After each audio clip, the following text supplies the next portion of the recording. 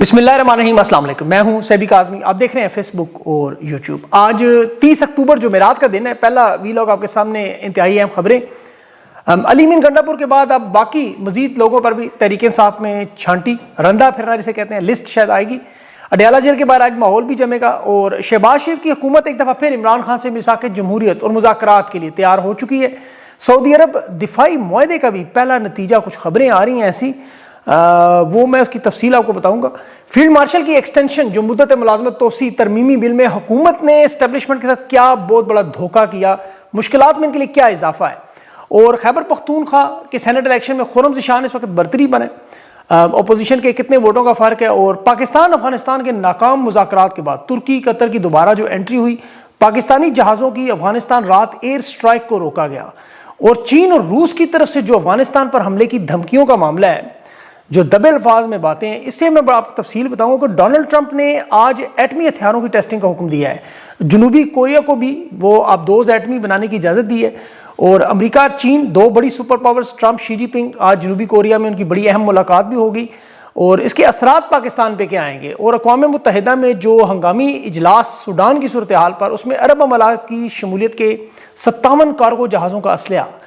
लेकिन सबसे पहले पाकिस्तान का मामला, जो इस्लामाबाद इंटरनेशनल एयरपोर्ट पर बाकायदा हंगामी ड्रिल करवाई गई, मशक की गई कि मुसाफिरों को, शहरियों को मशवरे दिए गए कि अगर धुआं, एम्बुलेंस, इस तरह के हालात देखें, गाड़ियां देखें रेस्क्यू की, तो घबराएं नहीं, कि तरबियत है कि कुछ बड़ा होने की मुकम्मल तैयारी। पाकिस्तान की जो फ़ज़ाई हदूद बंद की गई, और फिर हिंदुस्तान ने भी अपने 12 के करीब फ़ज़ाई हदूद बंद की, वहाँ पर बड़े पैमाने पर जंगी मशकें भी चल रही हैं, ज़ाहिर उसका नोटिस भी दिया गया।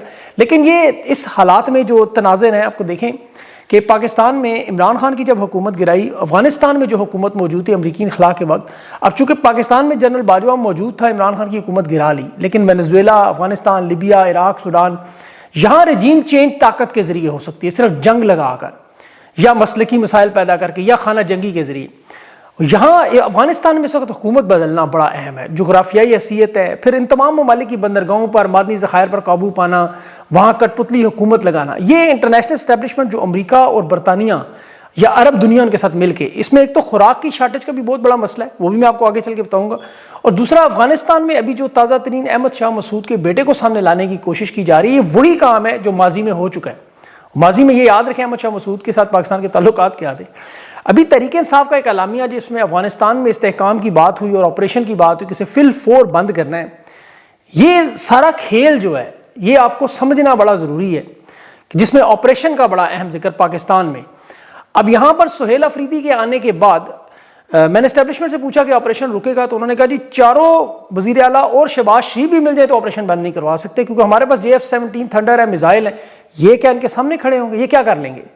अब सुहेल अफरीदी इमरान खान से मिलना क्यों चाहता है इसी तनाज़ुर में, क्योंकि ये सारी जो वारदात अफगानिस्तान की है, उसमें क्या ये अवाम को कॉल देंगे, इस्लामाबाद की तरफ जाएंगे, सुप्रीम कोर्ट के बाद पार्लियामेंटेरियंस बैठेंगे, इस सारे लाए अमल को कैसे नाफिज किया। क्योंकि ये जो अफगानिस्तान की जंग है, वो मौजूदा हुकूमत को सबसे बड़ा टास्क दिया गया है डोनाल्ड ट्रंप की तरफ से।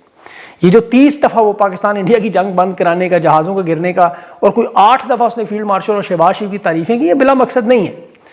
20 साल बाद अमेरिका को ये चीज़ समझ आई है कि हमें तो इस जंग में कूदना ही नहीं चाहिए था, हमें तो पाकिस्तान को अफगानिस्तान पे छोड़ना चाहिए। और ये मसला अब उसी तरफ जा रहे हैं।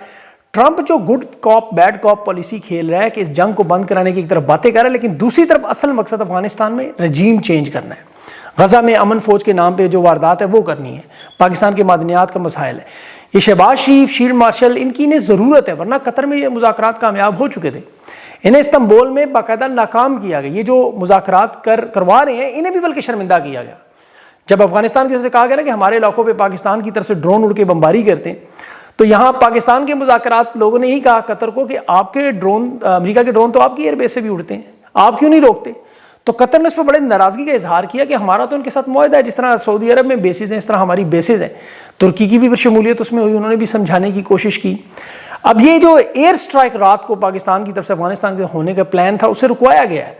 तुर्की कतर पूरी कोशिश करें। इस्तांबुल में सहाफ़ी मौजूद है, मेरी उनमें से बड़ी तफसील से बात हुई। उन्होंने कहा एक पाकिस्तान का रवैया इस वक्त बड़ा जारहाना है, और अफगानिस्तान को ज़ाहिर है भारत की तरफ से मुकम्मल सपोर्ट नजर आ रही है। तो इसलिए ये मामला इतना बड़ा हो चुका है कि इसमें बाकायदा अब चीन और रूस की तरफ से पैगामात भिजवाए गए हैं कि अगर ये अफगानिस्तान के साथ जंग शुरू हुई तो ये फिर सिर्फ पाकिस्तान अफगानिस्तान के दरमियान नहीं होगी, बड़े पैमाने पर फैलेगी।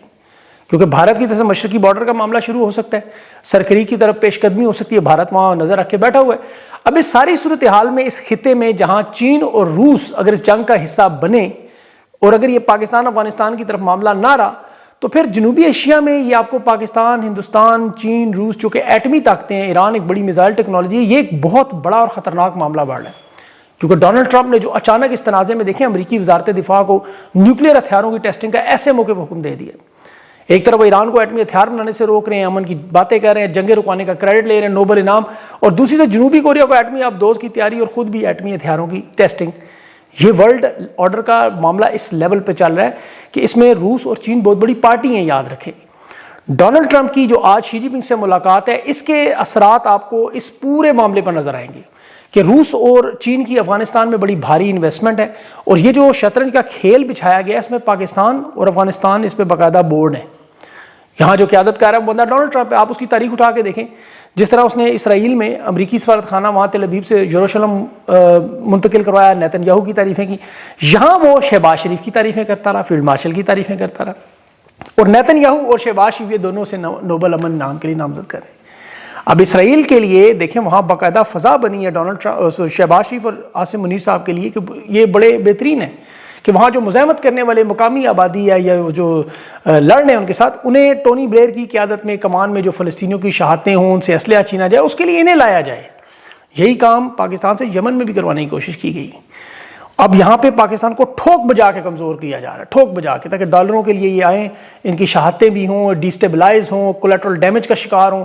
یہ وہ سارا معاملہ ہے اس وقت۔ دیکھیں ان کا جو عسکری صحافی ہو جس نے ڈھاکہ فلم کے لیے ISPR سے پیسے لیے، کامران شاہد، وہ کولیٹرل ڈیمیج کا مذاق اڑا رہا ہے۔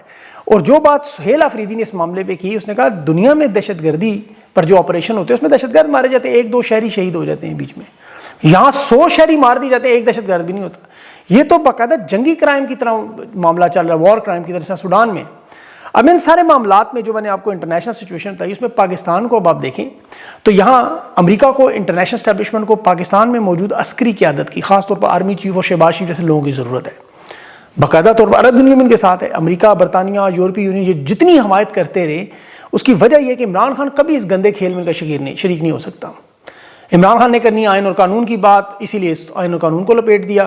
جو پارلیمنٹیرینز ان کے ساتھ فارم 47 کی حکومت، ان بیچاروں کو تو پتہ ہی نہیں چل رہا ہو کیا رہا ہے۔ میں تو ان کی لا علمی پہ حیران تھا، میں ان سے بات کر رہا ہوں تو یقین کریں یہ جو حالات ہیں اللہ نے دیکھیں اس لحاظ سے عمران خان کو محفوظ بھی کیا ہے، اس گندگی کے چھینٹے جیسے اسرائیل کا ساتھ دینا، وہاں جو خون کی ہولی کھیلنے، ان سے دور رہنا، یہ افغانستان کے معاملے سے اللہ تعالیٰ نے عمران خان کو سے دور رکھا ہوا ہے۔ انہوں نے اس معاملے میں مذہبی جماعتوں تک کو شامل کر لیا۔ یہ مریم نواز کی جو تقریر آگے چل کے میں بتاتا ہوں، ابھی مولانا فضل الرحمان، جماعت اسلامی کتنی بڑی بڑی جماعتیں بنی ہیں، مذہبی جماعتیں ہیں، لیکن غزہ کے معاملے میں دیکھیں کیسے خاموش ہوئی۔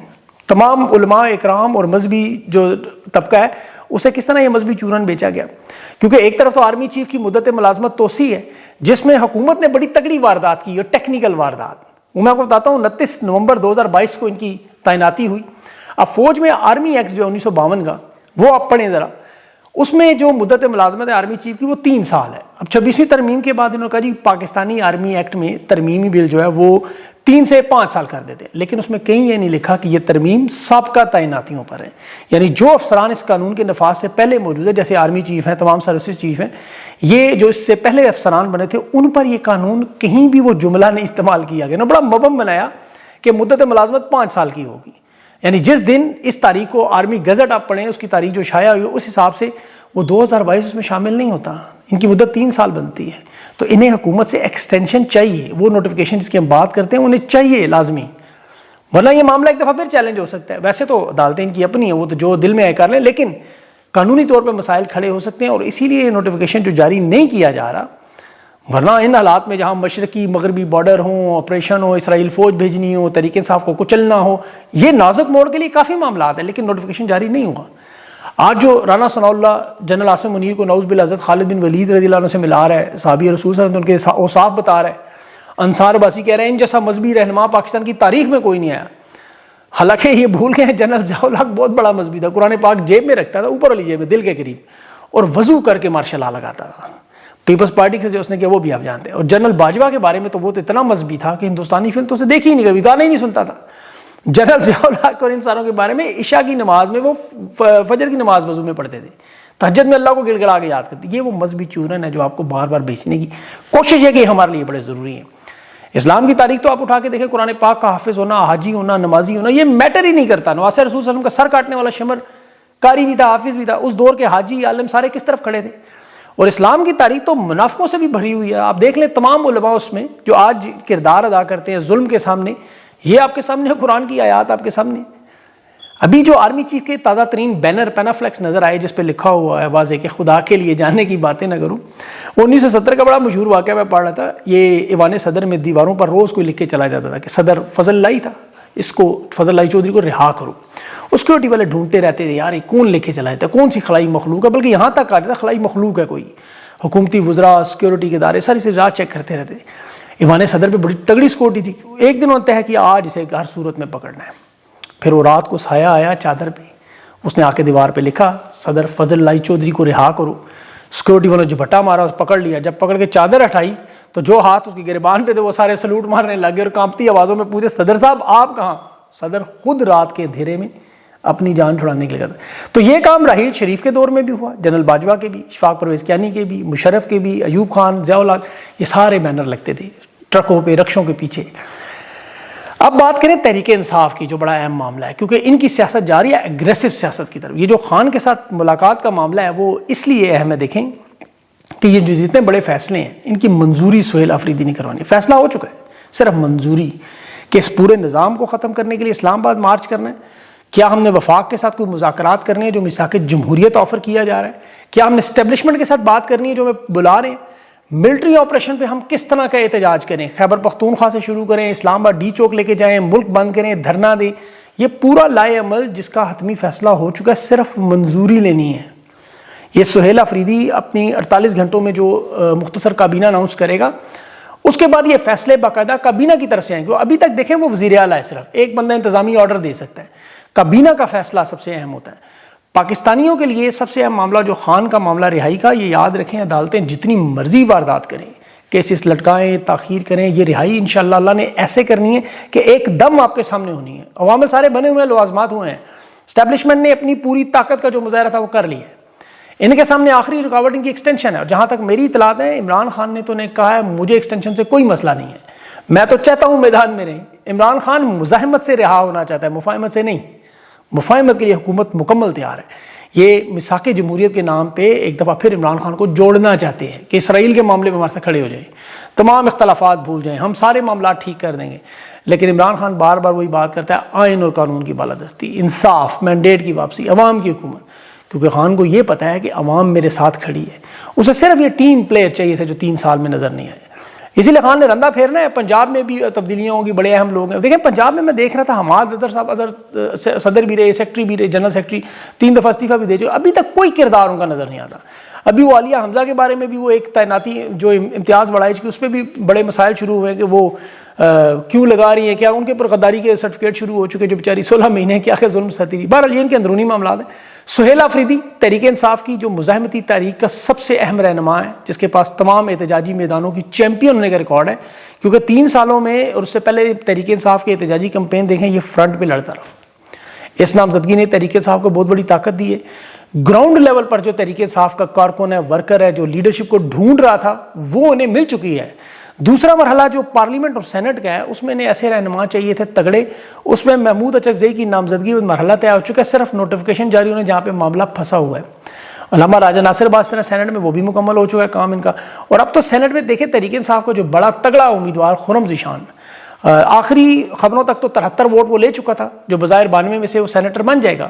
اور یہ بہت تگڑی آواز ہے ان کی. یہ ان کا مراد سعید سہیل آفریدی کے لیول کا مزاحمتی رہنما ہے. فرنٹ فٹ پہ جس طرح وہ جنرل عاصم منیر کے استعفے سے لے کے ایکسٹینشن پر باتیں کرتا ہے, جس کی وجہ سے اسے گرفتار کرنے, اغوا کرنے کے بھی حالیہ کوششیں بھی ہوتی نہیں. تو ایسے لوگوں کی شمولیت سے مزاحمتی تحریک میں بڑا زور آنا ہے. اور خان کی ان مفاہمتی رہنماؤں کو بتانا چاہتا ہے کہ تحریک میں شدت اس وقت پیدا ہوگی جو مفاہمتی کردار ہے. بیرسٹر گوہر ہیں جیسے, ابھی وہ کہہ رہا تھا نومبر کی باتیں احتجاج کی زبانی کلامی ہے, یہ ٹھنڈا کرنے کی چیزوں کو کوشش کرتے ہیں, مفاہمت کرتے ہیں. حالانکہ انہیں اچھی طرح پتہ ہے کہ اسٹیبلشمنٹ کس موڈ میں ہے. وہ تو کاٹو, چیرو, پھاڑو, ڈراؤ, دھمکاؤ, پیسے دے کے ساتھ ملا لو. تو اس وقت انہوں نے سب کو ساتھ ملایا ہوا ہے. یہ سب سے سستا طبقہ اس وقت جو نکلا ہے وہ ہمارے مولوی نکلے. اسرائیل کو تسلیم کرنے کی قیمت کیا ہے؟ مریم نواز سے 10,000 روپے مہینہ. ثانیہ مرید کے مظالم پر خاموش رہنے کی قیمت کیا ہے؟ 25,000 روپے مہینہ. مریم نواز کی حکومت کو تسلیم کرنے کی کیا قیمت ہے؟ 60,000 روپے مہینہ. تو یہ جو علماء ہیں، مفتی ہیں، جیسے راغب نعیمی صاحب ہیں، وہ مفتی منیب ہیں، انہیں شاید وہ سب کچھ ڈالروں میں ملے گا روپوں کی بجائے.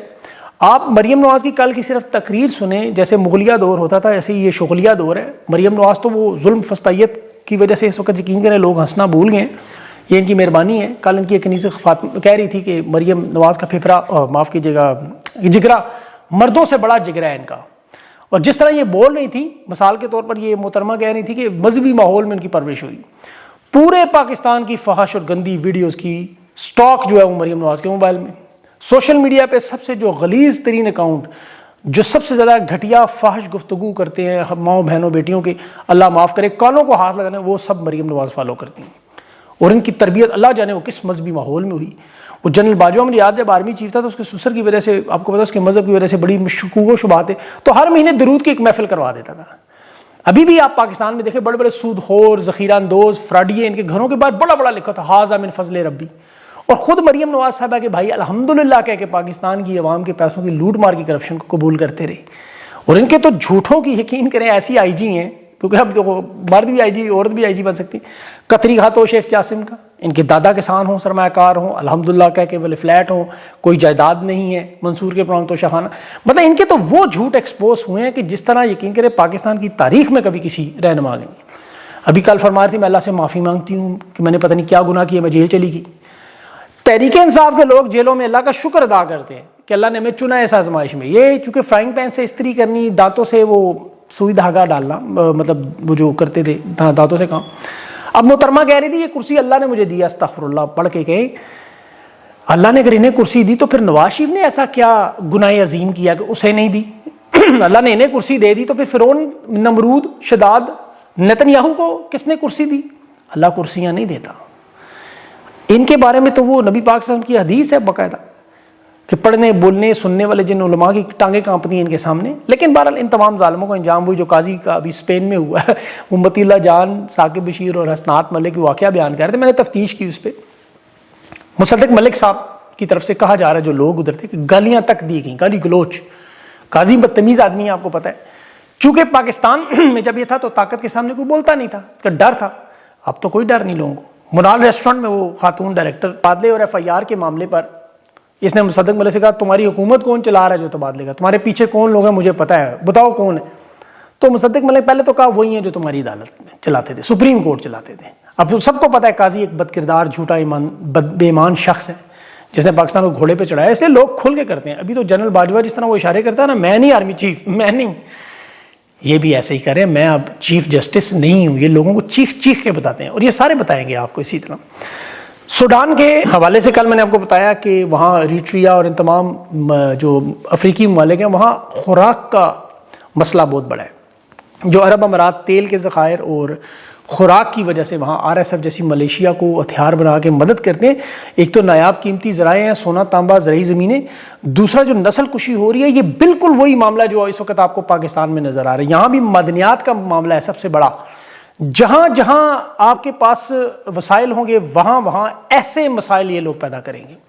تو اللہ تعالیٰ ان لوگوں سے، ظالموں سے محفوظ رکھے سب کو، پوری دنیا کو امن کے لیے، اور پاکستان پر اپنا خصوصی رحم کرے. اگلے ویلاگ میں کچھ اور اہم خبریں ہیں، اس پہ میں انشاءاللہ آپ کے سامنے تفصیل رکھوں گا. اپنا خیال رکھیں، مجھے اجازت دیں. اللہ حافظ.